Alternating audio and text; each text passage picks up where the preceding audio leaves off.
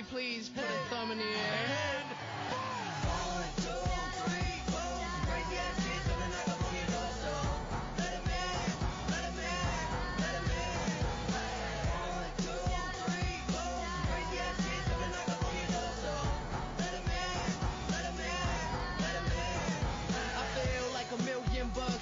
Money don't really feel like I do. And from the ground I built my own damn buzz. People was amazed I was still in high school, but now I'm L. And money what I'm about. Trying to get so much that I can't keep count. Kicking off episode 4 of Studio 313, we've got the late, the great Mac Miller and his song Knock Knock from his 4th mixtape that he ever released. Abbreviated as Kids, it was released on August 13th, 2010, and that's a party song, man. You hear that song definitely. It doesn't matter if it's, like a relaxed kind of kickback thing at an apartment or a full-on party with, there's party lights everywhere. It's dark. One might say something like the Bourbon Theater? Something like the Bourbon Theater, which we experienced that was just a few days ago. Just Saturday night. Saturday night, we were at the DJ Twin Sick concert, which was a very fun experience. Good vibes. Those DJs killed it. They put on a good show. But I'd agree. Anyways, we're back with a little something we like to call Studio 313. He's Dylan Sash, and I'm Deuce. Or maybe Produce, or just Daniel Colin if you want to be. Start the trend. If you want to be elegant and formal, you could just prefer. Start the trend, Mr. Produce. But is that you? I like Produce, and it's Dylan's nickname. We got to get that going. We got to keep the clout going up on that. But we're back inside Anderson Hall, known as the College of Journalism and Mass Communications, affectionately known as the Co-JMC. Thank you very much, Dylan. The Co-JMC. We're back, and it's been a minute. I'm not going to lie. We got a little delayed. School gets busy. Spring break's happening.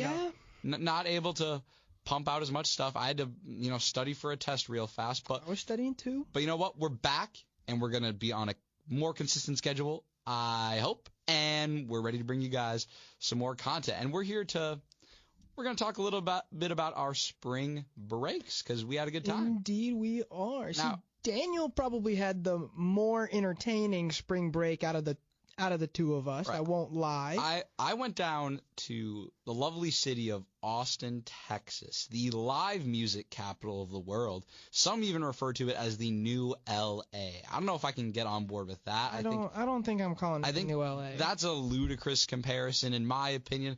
That could be up on the preposterous statement tournament. But I was down in Austin, Texas, staying with one of my good friends, Lon, a Minnesota guy who is studying at UT Austin. He's a Chem E student, chemical engineering. He really traveled. He went pretty far. He went from cold to warm. Cold to warm, from polar opposites, some might say. And he lives in an apartment down there, so I went down and spent the week there in his apartment, and we just hung out. It was a good time. I bet it was. It was a lovely time. And being in the live music capital of the world and being a fan of music, I saw many concerts. And we're going to go kind of in chronological order of the shows I saw. Now, the first show I saw, I actually don't even know if I told you about this show, Dylan, but it was part of the South by Southwest Festival, which was happening that week. It was a festival that had music, companies promoting products, a film festival, all this fun stuff. And this was like a free concert, and it was on the rooftop of a hotel. Well, that's kind of hype, though. And Lon and I go, rooftop, free, music, like, that's all you got to say. We're there, like that. Sign me up. The show was, I can't even remember the hotel. I think it may have been like a Hilton or something, but it was on the rooftop. And not important. Not important. We were on the intersection of, I believe it was 2nd and Congress. Also not important. Not important, but I like to give visualization because the view from on top was beautiful. We were right by the Colorado River, and it was sunny. When you look right up the road, you could see the capital of Texas. Nice. And the music was great. The artist's name was Tulia. She's an Aussie, an Australian from down. Making quite the travel. From down under. Yeah. Live musicians want to get their start in Austin. And she was, she had some more alternative indie music, and she did a cover of Across the Universe by the Beatles. Yeah. That song being from Let It Be, their final album. And I really enjoyed that cover in particular. She did a great job. And Lon and I got a chance to talk to her after the show. Very sweet, very nice. It was a great show. And then the second concert. Get her on the podcast. Get her on the pod. Hey, maybe she'll call. Maybe she'll call it.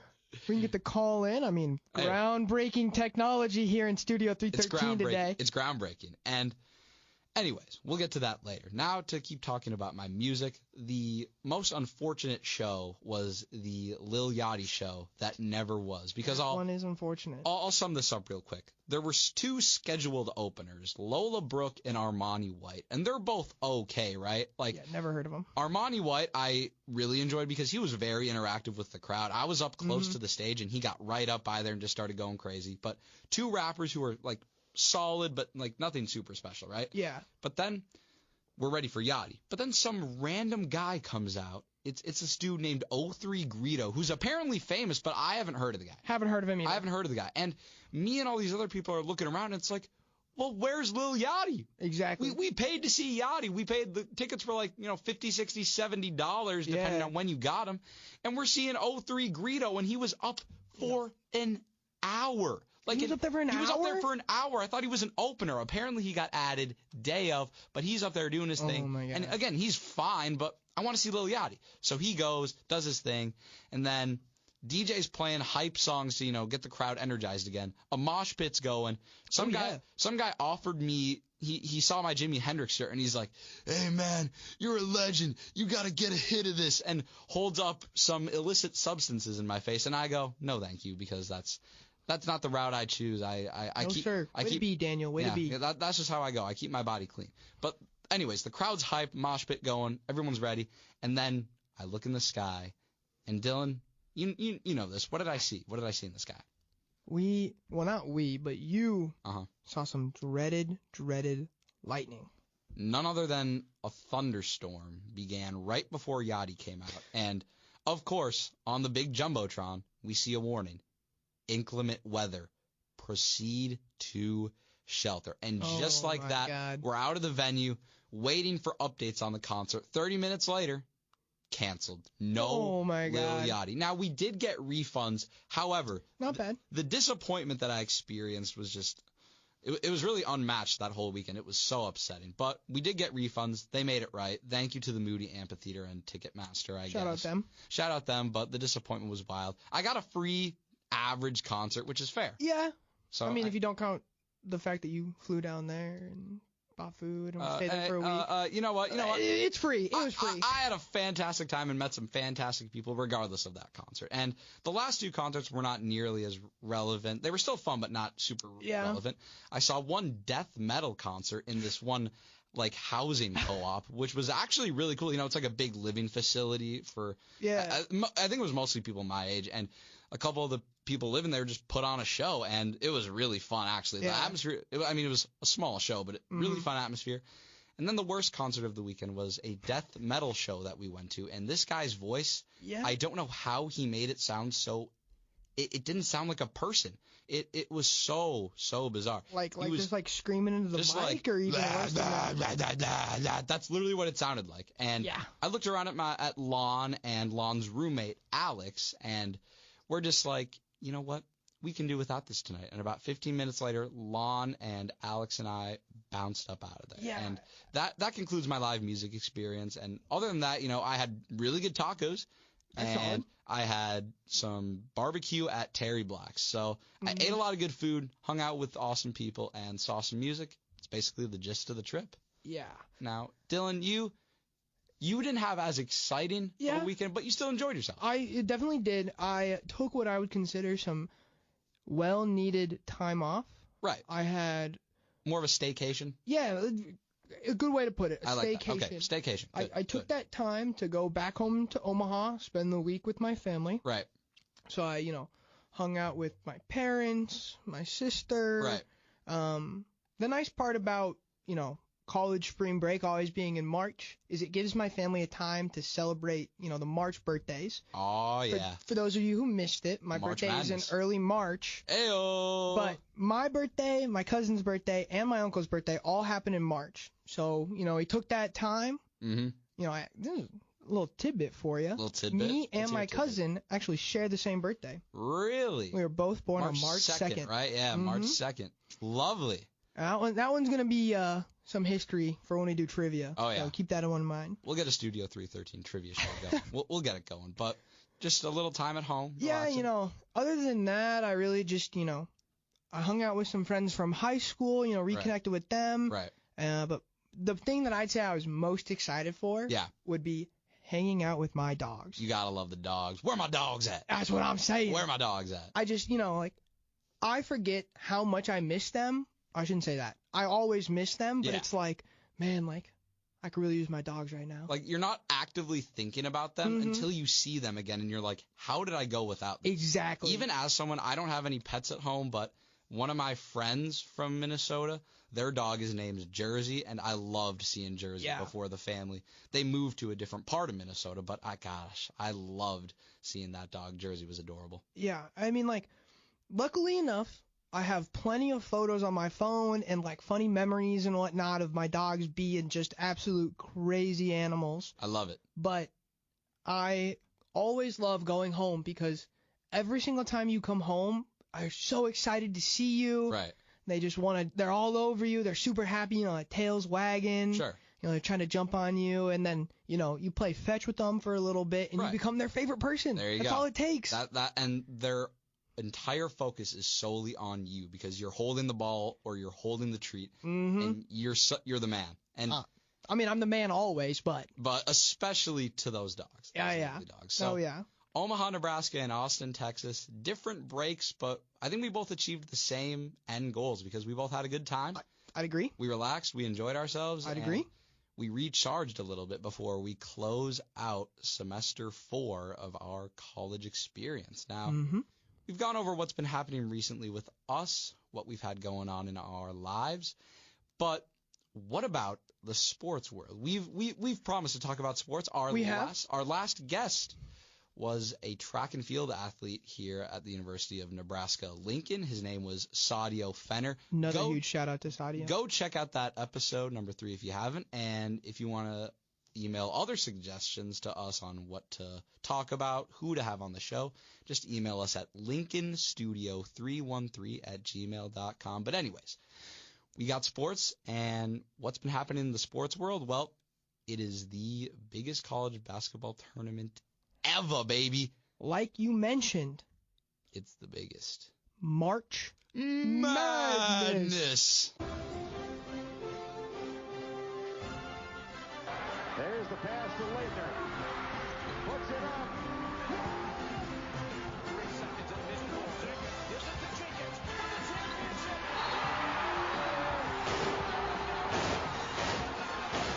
The national champions. Clark in a straight check. He's going away. He's Denise.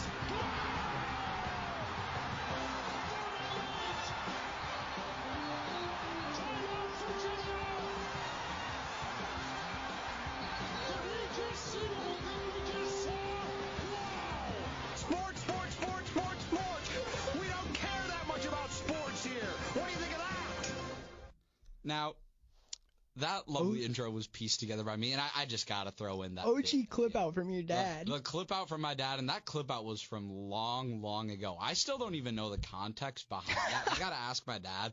I'm sure some rube was just getting him going, emailing him a bunch of stuff, just, hounding him about this and that and the other thing. Why are you not talking about the purple? What about the Wolves? I don't know what it was, but he got bitter, and he reacted as he does when he gets bitter occasionally. But, this tournament's been happening, and as busy students, I haven't had time to just sit down and watch a whole lot of March Madness. Really haven't either. I haven't. I just haven't done it. So we've recruited someone to, kind of come on the show. If we can't be the best, we have to go get the best. Yeah, if you can't beat them, join them, as they say. I don't know enough about basketball to, make meaningful contributions. I know a little bit about what's happening in the tournament, but I do not know enough. And with the Final Four coming up and all the chaos that this tournament's seen, we wanted to get in someone who's a little more experienced. So we're going to be having, like I said, Studio 313's first ever caller. Put it in the books, Daniel. This is a monumental moment. It's a big moment, another big step for Studio 313. So we're gonna call our buddy Elliot right now, and what I've got here is this little Bluetooth gizmo that plugs. I just want to give a big shout out to the Co-JMC Yeah. for letting us check this device out, along with letting us use the studio as much as we want. Yes. Big shout out to the call. Big shout out. It's not like I'm paying to come here anyway, Yeah. but let's hit it, Daniel. Let's get this guy on the we love line. him anyways, we're going to call our buddy Elliot. This is our first ever caller, and we're going to see how well this Bluetooth thing works. We'll give it a shot. I think you can. Yeah, you can hear you can hear the ringing. You can hear the ringing Oh, too. this is so dramatic. This is so crazy. I love this. Elliot, what's going on, man? Hey man, how you doing? I'm doing pretty well. Dude, Elliot, I'm sorry to cut you off here. This is so crazy. The first caller The on first air. ever caller on Studio 313. I'm honored. He's happy to be here. His name is Elliot. Elliot, tell the people just a little bit about yourself. Very, very brief introduction. Sure. My name's Elliot. I'm from Twin Cities originally. I live in Washington, D.C. now. Okay. Last year in May, I graduated from UW-Madison, and I'm excited to be here, talk some hoops. He's ready to talk some hoops. He went to UW-Madison, and, the Badgers, I'm sick and tired of, Wisconsin this, Wisconsin that, Green Bay this, Green Bay that. So it is, we can set aside the fact that you're a Badger because we got some basketball to talk, and we need to address all these upsets because it's crazy the amount of just ludicrous wins that are happening. We've got Upsets went wild this year. yeah, upsets went wild. Like, I just need to real quick discuss this. We've got the first Final Four ever without a top 3 seed. We have Jesus. none of the 1 seeds making the Elite 8. The first time that's happened since seeding began in 1979. One would say the first time ever then, Daniel. Indeed. So many upsets, just countless, Princeton beating Arizona and Missouri, FDU beating Purdue, another 16 seed beating a 1. And it's just been crazy. I mean, Elliot, what do you think you attribute? I mean, we're seeing an unprecedented number of upsets. Mm-hmm. What would you attribute some of this to? Yeah, definitely. I think a lot of it, honestly, is the floor for your average Division I college basketball program. Okay. It's probably so much higher than it was even 10, 15 years ago. When you look at the development of, in Deuce, you've had a first row seat seeing baby brother Peter kind of grow up through the AAU circuit. Kids aren't just playing basketball for their varsity team anymore. They're playing year-round, full-time, Exactly. great coaching, great trainers. Right. So the talent pool has just expanded so much. And yes, Duke and North Carolina and all those other schools are going to get the best players. They're going to get the 5 stars. They're going to get the kids going to the NBA. Right. But in general, and, not just here in America, look at the NBA and all the stars that are coming from Europe and all over the world. And we're starting to see that leak into college basketball as well. I mean, FAU's in the Final Four. One of their best players is from Russia. I think he went to a year or two of high school in America, but he grew up playing in Russia, plays for the Russian national team. And so I just think in general, the talent pool is so much bigger, and there's so many more great players ending up at smaller schools just because, the roster spots aren't necessarily there, and there's the transfer portal, and there's guys, freedom of movement and being able to really find a situation that fits well for you, I think has a ton to do with it. Right. I would tend to agree. One hypothesis that I kind of made, I'm obviously an amateur at basketball in general. I don't follow the sport much, but neither do I. Generally speaking, I feel like with the increase of technology and, companies like Huddle, who, by the way, headquartered just down the road, which is pretty cool. But Huddle, and all these other programs online, they allow scouts and coaches to be able to see a lot more of the talent that's out there that, previously maybe, back before all the technology and widespread recruiting was so commonplace, maybe they weren't able to find a lot of that talent before. And, they certainly weren't able to get guys from Russia like FAU was able to get. They weren't able to just access those players real easily. But now that talent is more, it's easier to see widespread talent. And as Elliot said, the floor is rising rapidly with just how much focus people are putting onto just one sport. It's being a really talented multi-sport athlete is just less and less common as players specialize in one sport more often. Yeah, I feel like it's probably also pretty hard to the level at which, once you reach this, D1 level, I won't want to say that there's a ceiling, but like Elliot said, the floor of becoming a D1 team. I mean, take Dome Crew, for example. We just got our first win the other night, so go Dome Crew. We're like that. Yeah. We appreciate that. We appreciate that. Thank you. Hey, we're coming at them again tomorrow night, so Get ready. Tune in for the live stream. Oh, yeah. But just the floor is climbing faster than the ceiling is rising. Correct. So you just well said. Yeah, there's just like the gap in distance is, like Shrinking. we saw. I mean, we saw the 16 seed upset the 1 seed. Uh-huh. That has to explain something. Yeah. Yeah, that's only the second time that's ever happened, as I'm sure, Right. you've heard that a million times. I do think Purdue, honestly, as far as 1 seeds go, is a weaker 1 seed than we've really seen.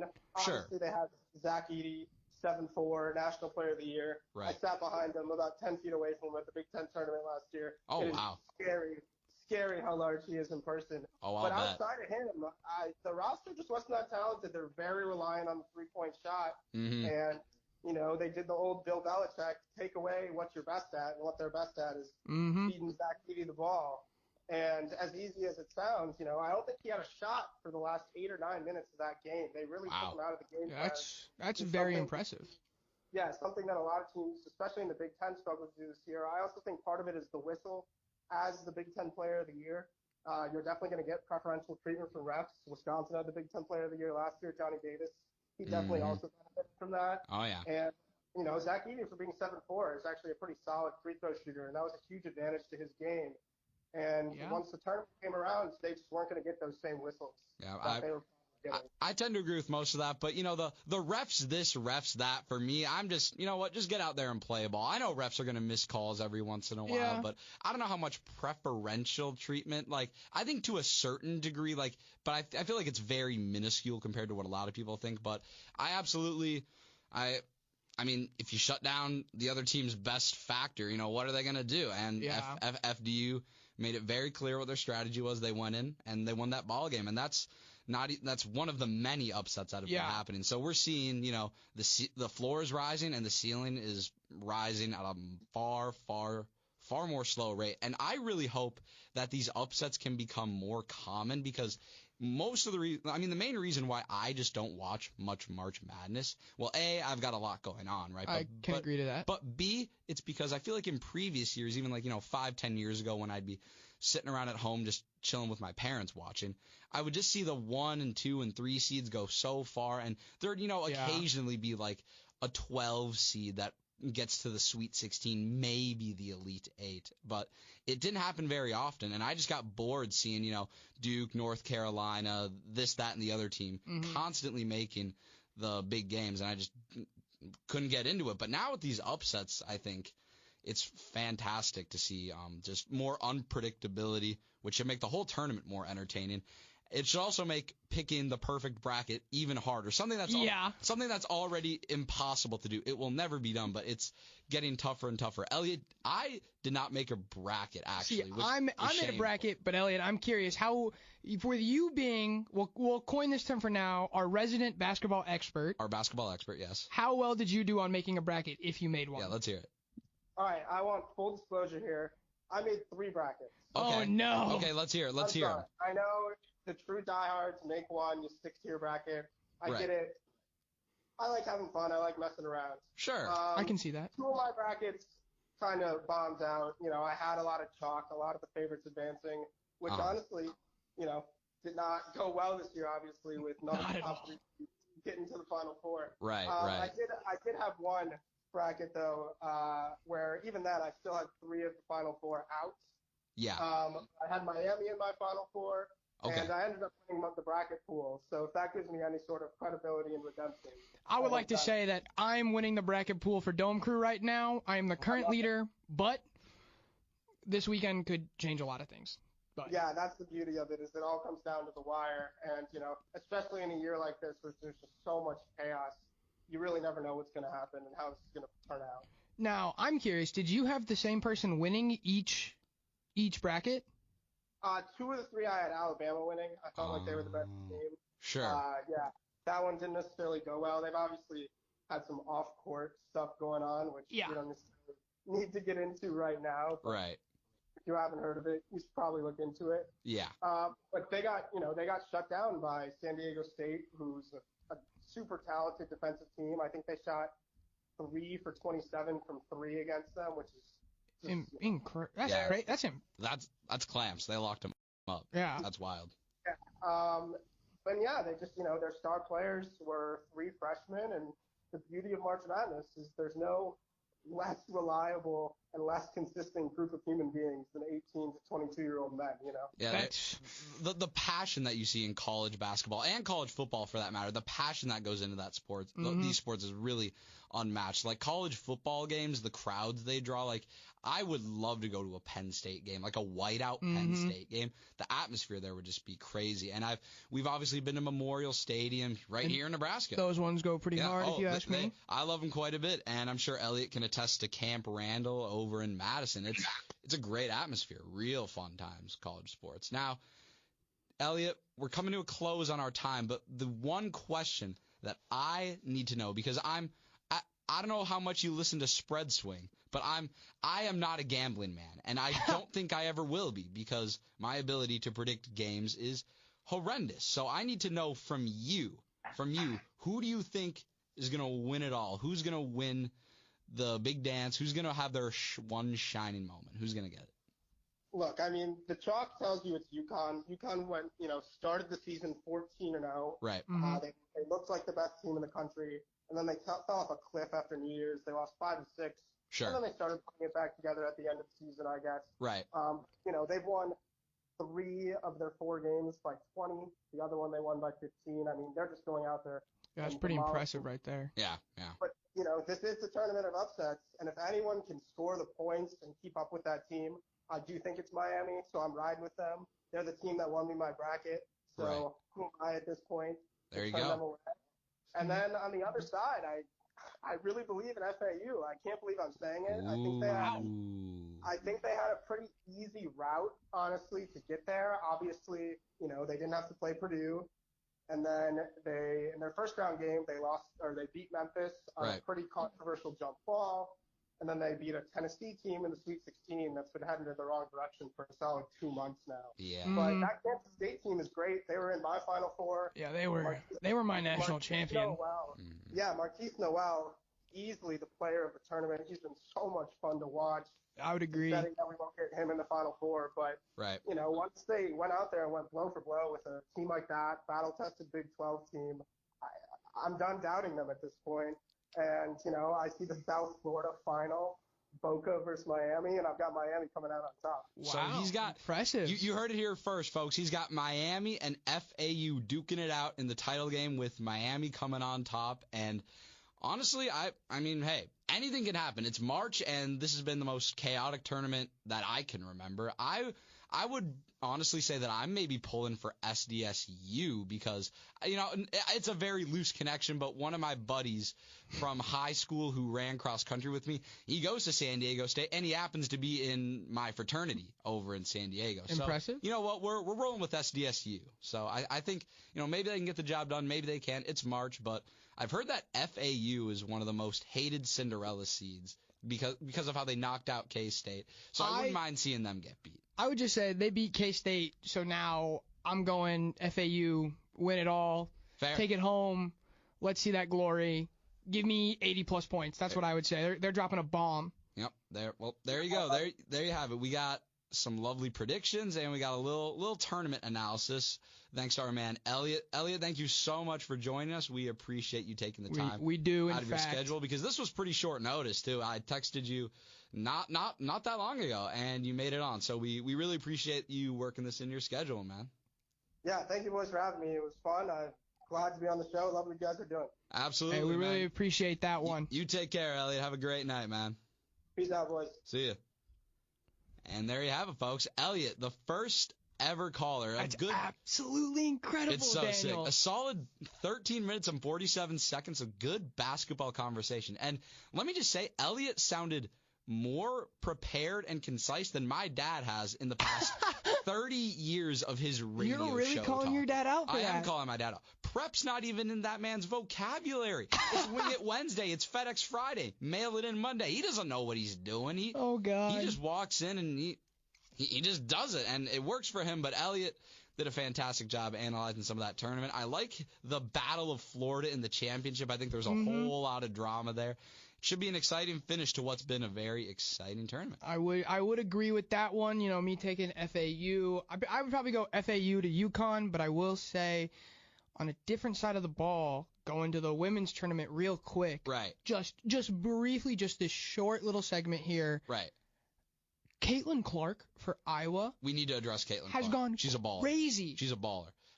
Did she get she got a triple-double, right? Or was it a triple-double? I know she dropped 40 in one of those games, but she's crazy because normally just, with how it works, I mean, with the sports that are publicized, usually you only hear news about the men's tournament, which that's not how it should be, but it's just the way it is. But I've heard so much about Caitlin Clark just balling out in Iowa. She's a 4-hour drive away and she's killing it. Caitlin Clark's a baller. What do you got, Dylan? It is absolutely crazy. She is currently averaging in the 2022-2023 season. Right. She's averaging 27.3 points. 27? 7.3 rebounds. Oh, 8.6 assists. Okay. 1.6 steals Okay. and 0.6 blocks. Okay. She's averaging 47% from the field goal. Dang. Her That's 3-point, solid. 39.2.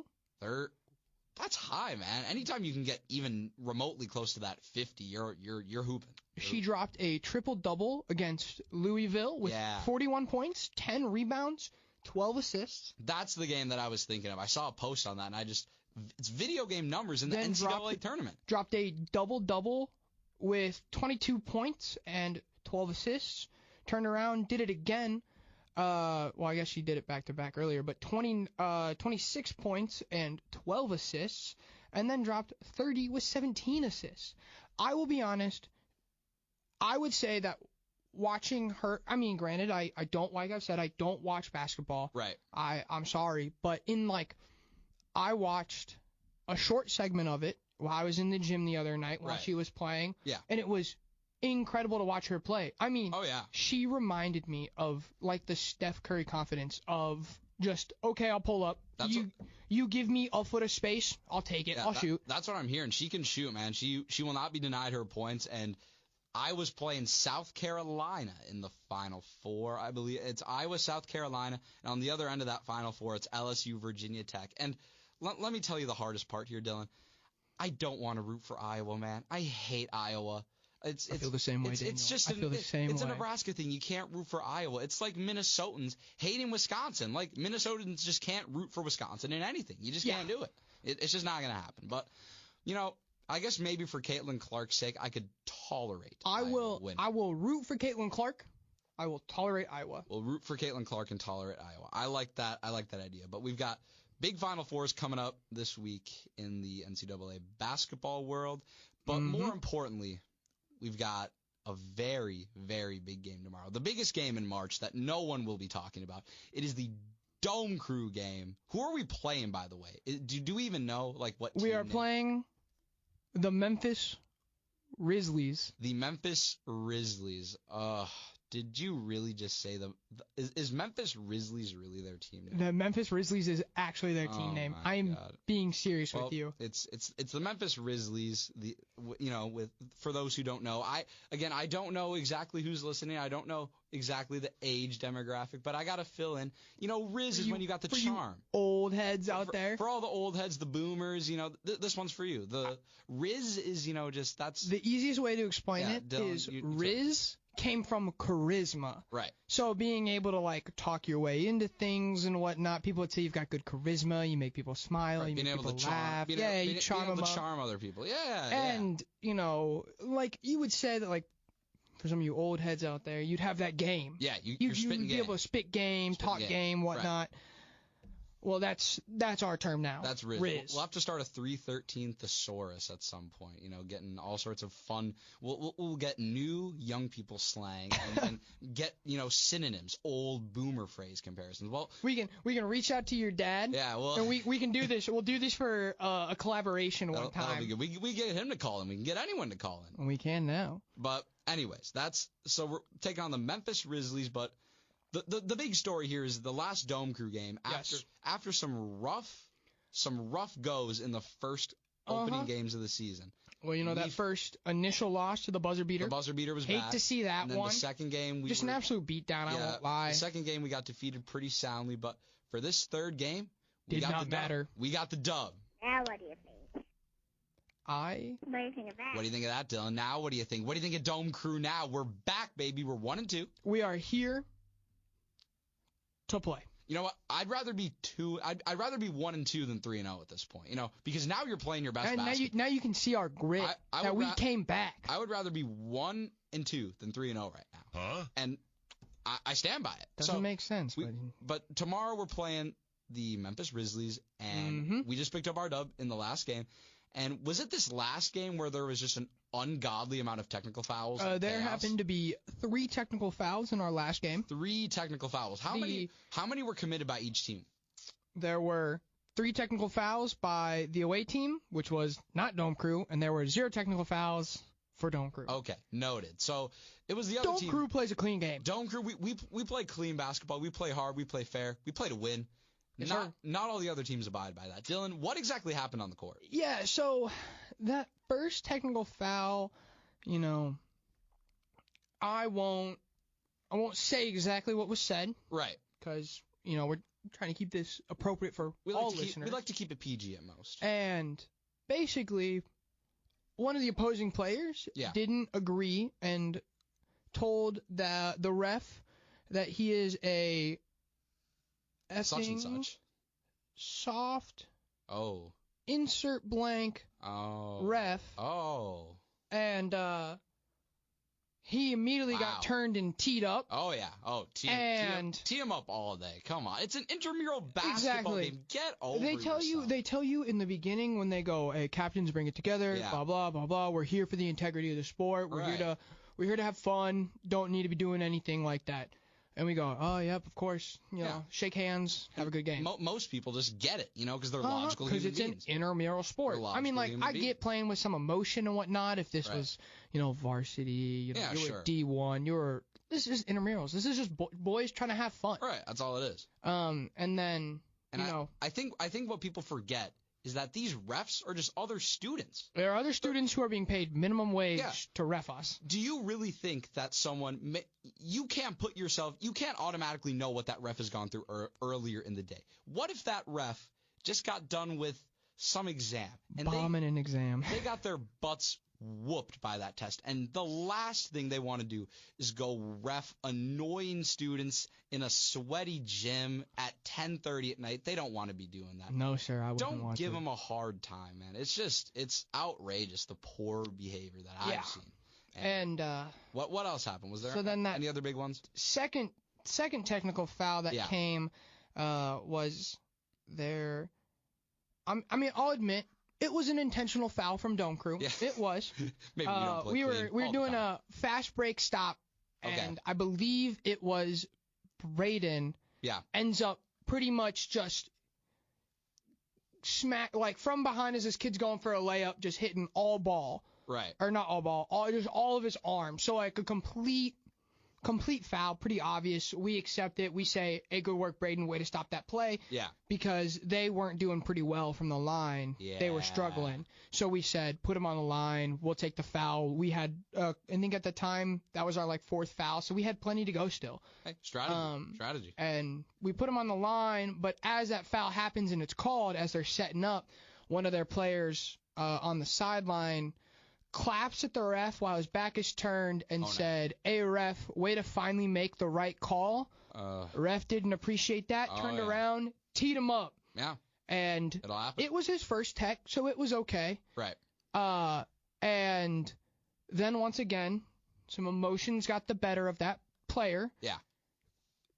Ref then says, they get their 2 shots, then we get our 2 shots. Sure. And during our 2 shots, the same guy who the second technical foul was on, says some very similar phrasing to the ref, like the first one said. Yeah, right. Naughty words. Insulting him. Sure. Ref didn't appreciate it, turned around, teed him up, kicked him out of the game. 2 T's, you're out. Ejected. It's 2 T's, you're gone. Yeah, that is 2 T's. God. And ejects him out of the game. You're right. And then, as he's leaving, the one guy says, guy's walking out, being escorted by, like the people that work the desk, like check-in desk, because, I mean, it's just funny to think about, I'll be honest. Think about it. And they're like, escorted out of got to get out of here now, man. Can you imagine getting escorted out of an intramural basketball game because Wouldn't be me. Because you're so angry?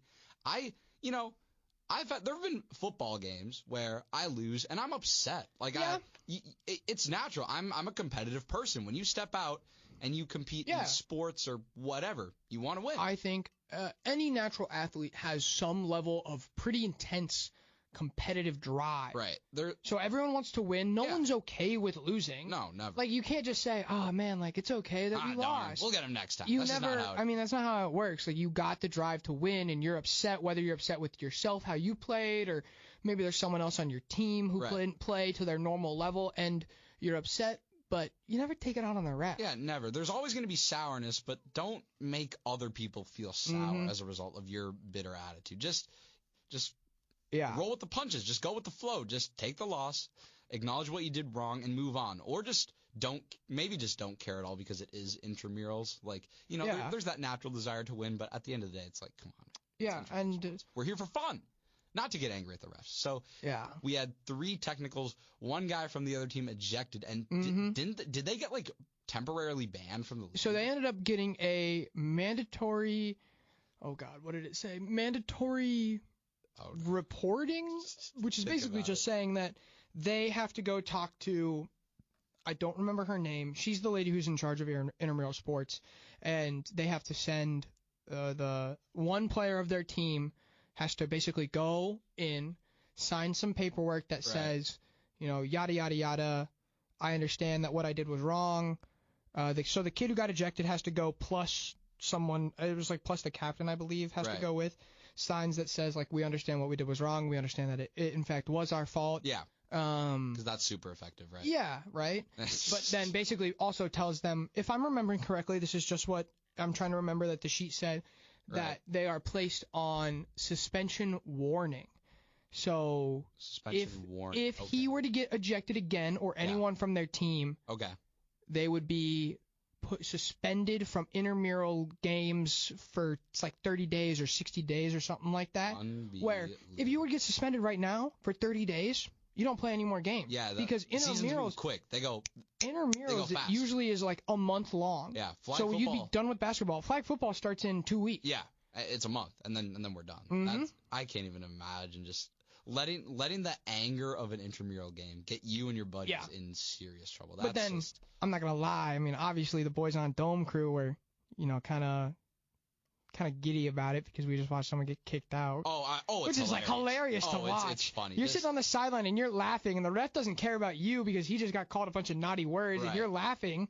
It's like a train wreck. You just can't. You can't look away from. I think my favorite part about it was, as me and the boys were leaving, we walked by the ref. As the ref is filling out, like, just to fill out, so, you hit 2 technicals, you have to fill out the report of why the kid got ejected from the game. Right. So, because I'm sure, obviously, they're going to look back into it, because if you have some person who's always getting ejected from games, or maybe it's the same ref, you got to look into the report and see what's actually going on there.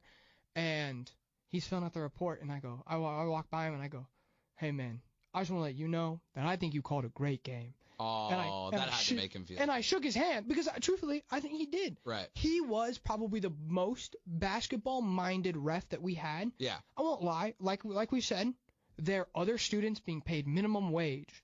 So we've had some refs that... Oh, some of them just don't care. I mean, they don't care, and maybe this is their first time reffing basketball.